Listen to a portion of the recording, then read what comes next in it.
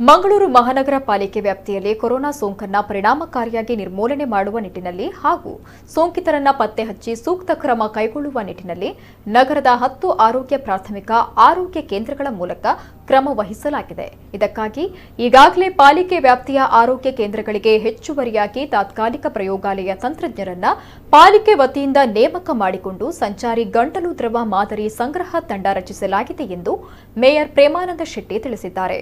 ಸುದ್ದಿಗೋಷ್ಠಿಯಲ್ಲಿ ಮಾತನಾಡಿದ ಅವರು, ನಾನು ಮತ್ತು ಆಯುಕ್ತರು ಈಗಾಗಲೇ ಗೂಗಲ್ ಮೀಟ್ ಸಭೆಯನ್ನ ನಡೆಸಿ ಸಮಗ್ರವಾಗಿ ಚರ್ಚಿಸಿದ್ದೇವೆ.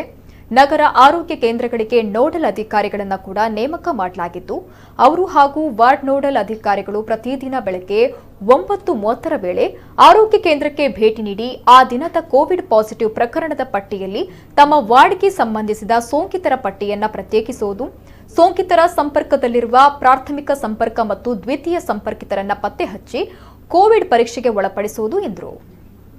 ಆಯಾಯ ನಗರ ಆರೋಗ್ಯ ಕೇಂದ್ರಗಳಲ್ಲಿ ಜೋಡಿಸಿ ವಾರ್ಡ್ ಶಃ ಟಾಸ್ಕ್ ಫೋರ್ಸ್ ಅನ್ನು ರಚನೆ ಮಾಡುವ ಮೂಲಕ ಸಾಕಷ್ಟು ಸಭೆಗಳನ್ನು ನಾನು ಮತ್ತು ಆಯುಕ್ತರು ಗೂಗಲ್ ಮೀಟ್ ಮುಖೇನ ಸಭೆಗಳನ್ನು ಕೂಡ ನಡೆಸಿದ್ದೇವೆ. ಪ್ರತಿಯೊಂದು ನಗರ ಆರೋಗ್ಯ ಕೇಂದ್ರಗಳಿಗೆ ಒಬ್ಬೊಬ್ಬ AW ರ್ಯಾಂಕಿನ ಒಬ್ಬ ಅಧಿಕಾರಿಗಳನ್ನು ನೋಡಲ್ ಅಧಿಕಾರಿಯನ್ನಾಗಿ ನೇಮಿಸುವ ಮುಖೇನ, ಅದರ ಜೊತೆಗೆ ಪ್ರತಿ ವಾರ್ಡಿಗೂ ಕೂಡ ಒಬ್ಬ ಅಧಿಕಾರಿಗಳನ್ನು ನೋಡಲ್ ಅಧಿಕಾರಿಯನ್ನ ನೇಮಕ ಮಾಡುವ ಮುಖೇನ ಒಂದು ಒಳ್ಳೆಯ ತಂಡವನ್ನು, ಯಾಕೆಳಿದರೆ ಈ ಹಿಂದೆ ನಮ್ಮ ಬೇರೆ ಬೇರೆ ಮಲೇರಿಯಾ ಅಥವಾ ಡೆಂಗು ಏನು ಈ ನಗರದಲ್ಲಿ ಆಗಿರುವ ಸಂದರ್ಭದಲ್ಲಿ ನಮ್ಮ ಆರೋಗ್ಯ ಕೇಂದ್ರದ ಮುಖೇನ ವಾರ್ಡು ಮಟ್ಟದಲ್ಲಿ ನಮ್ಮ MPW ವರ್ಕರ್ಸ್, ಮಲ್ಟಿಪರ್ಪಸ್ ವರ್ಕರ್ಸ್ ಅವರನ್ನ ಈ ಬಾರಿ ಕೋವಿಡ್-19 ಎರಡನೇ ಅಲೆಯಲ್ಲಿ ಪೂರ್ಣವಾಗಿ ಅವರವರ ವಾರ್ಡಲ್ಲಿ ತೊಡಗಿಸುವ ಮುಖೇನ, ಅದರ ಜೊತೆಗೆ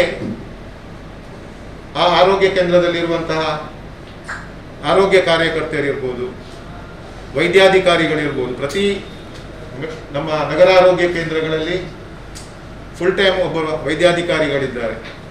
ಅವರೆಲ್ಲರ ಜೊತೆಗೂಡಿಸಿ ಒಂದು ತಂಡವನ್ನು ಟಾಸ್ಕ್ ಫೋರ್ಸ್ ಅನ್ನು ರಚನೆ ಮಾಡಿದ್ದೆ.